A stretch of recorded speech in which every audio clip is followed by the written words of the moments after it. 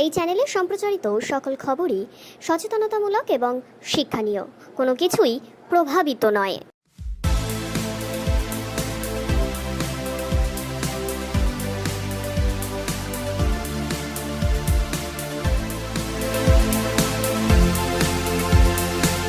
আরজি করে মহিলা চিকিৎসকের উপরে অত্যাচার এবং পরবর্তীতে তাকে খুন, এহেন ঘৃণ্য অপরাধের জেরে গর্জে উঠেছে সারা পশ্চিমবঙ্গের বাইরে থেকেও আসছে আওয়াজ। এবং আজকে সেই আরজিকর কাণ্ডকে সামনে রেখেই রাত পাহারা দেবে মেয়েরা। আজই হবে নারী শক্তির উদ্ভয়। আজ সকাল থেকেই সেই তোড়জোড় দেখা যাচ্ছে চারিদিকে, কিন্তু এর পাশাপাশি আবার এই আরজিকর কাণ্ডের আন্দোলনের জেরেই বিপদে পড়ছেন অনেক মানুষজন। এমনই চিত্র কিন্তু ধরা পড়লো আমাদের ক্যামেরায়, কারণ আজ সকাল থেকেই এসএসকেএম হাসপাতাল, যেখানে দেখা গেল রোগীরা কষ্ট পাচ্ছেন, অনেকে কাকুতি মিনতি করছেন অসহায়ভাবে। ডাক্তার পরিষেবা না মেলার জন্য তারা রীতিমতন অনেকে কান্নাকাটিও করতে শুরু করে দিয়েছিলেন, অনেকে তো ক্ষোভ প্রকাশ করেছেন।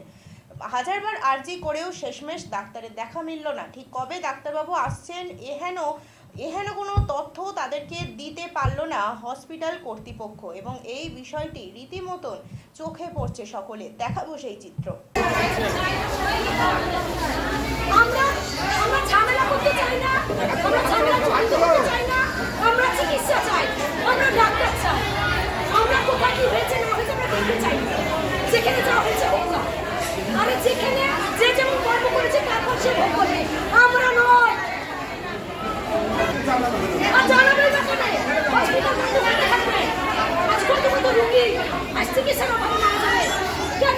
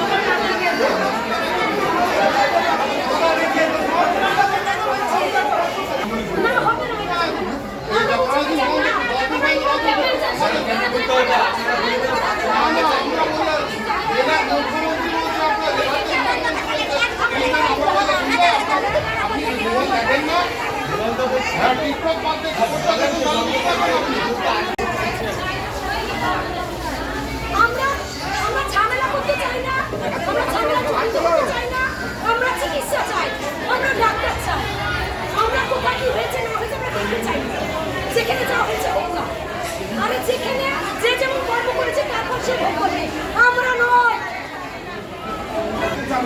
আর জানাবেই বা কেন হসপিটাল বন্ধ করে থাকবে?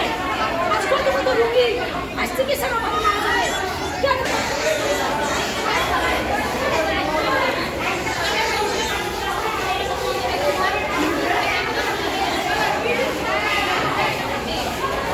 বলছি আমরা চিকিৎসার জন্য হসপিটালে এসেছি, আমি একা নয়, আজ শত শত মানুষ এই হসপিটালে এসেছি। কোথায় কি হয়েছে না হয়েছে সেটা আমরা জানতে চাই না, কোথায় কি হয়েছে না হয়েছে সেটা আমরা বুঝতেও চাই না। আমরা চিকিৎসা চাই, আমরা চিকিৎসার জন্য এসেছি, আমরা চিকিৎসা চাই, কারণ এই একজনের জন্য চিকিৎসার অভাবে শত শত মানুষ মারা যাবে, আমরা সহ্য করব না। যদি চিকিৎসা না পাই আমরা সবাই মিলে আন্দোলন করব, আমরা যত রোগী আছি সবাই মিলে আন্দোলন করব, কারণ আমরা চিকিৎসার জন্য হসপিটালে এসেছি। হসপিটাল কিসের জন্য বানানো হয়েছে? হসপিটাল বানানো হয়েছে আর চিকিৎসার জন্য।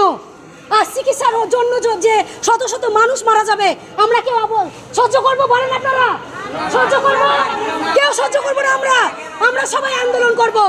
যেখানে যেটা হয়েছে সেখানে তার বিচার হবে, যে অন্যায় করেছে তার বিচার হবে। কেন শত শত মানুষের তার জন্য শাস্তি ভোগ করতে হবে? কেন আমরা শাস্তি ভোগ করব? আমি মানে সপ্তাহান্তর আসি, আমার অনেক সমস্যা। আমার কানে নতুন হলে কানের সমস্যা, আমি কানে শুনতে পাচ্ছি না। আমার হাড়ের সমস্যা, আমার শিরার সমস্যা। আমি প্রায় দিন আসি। গত সোমবারে এসেছি, বুধবারে এসেছি, তার আগে বুধবারে এসেছি, আজ এসেছি। আজ আমি ডাক্তার দেখাবো, আমি প্রচন্ড কষ্ট পাচ্ছি, অথচ আমি ডাক্তার পাচ্ছি না। আমার বাড়ি হরিহর পাড়ার পাশে বেনিকুলা গ্রাম। মানে আউটডোরে কি কোনো চিকিৎসক নেই? কোনো ডাক্তারই আসেনি।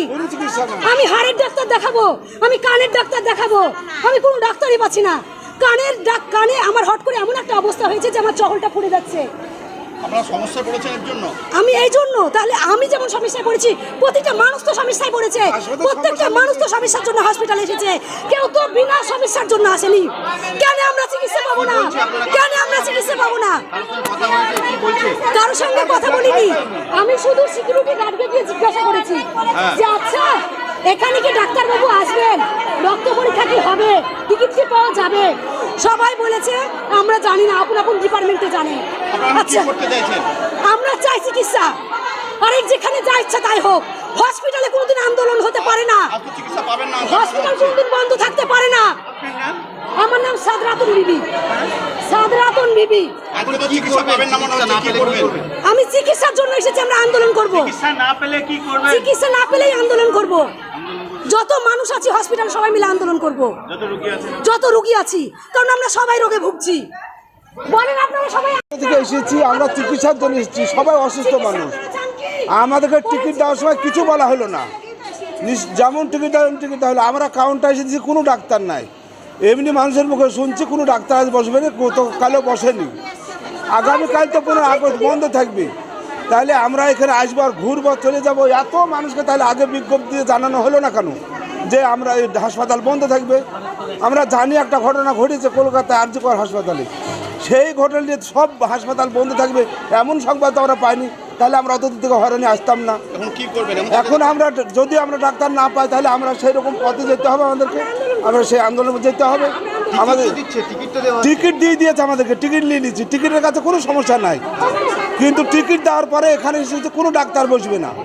ডাক্তার না বসলে আমরা এখন এতই মানুষ এসেছে, খুব কষ্টের উপরও মানুষ আছে যারা হাঁটতে শুতে পারছে না, এমন মানুষ করা দেখলাম। একটা সেই সিভিক পুলিশ সে টিকিট কাটিয়ে দিল একজনকে, সে বেচারা এত অসুস্থ আছে, কিন্তু সে বেচারা কি করবে? আবার কোথায় বাড়ি তার টিকিটে ঘুরে ঘুরে দিতে হবে। কোথা থেকে আসছেন? আমরা আসছি বেলডাঙ্গা থেকে আসছি। আমার নাম উজ্জ্বল আলী মণ্ডল।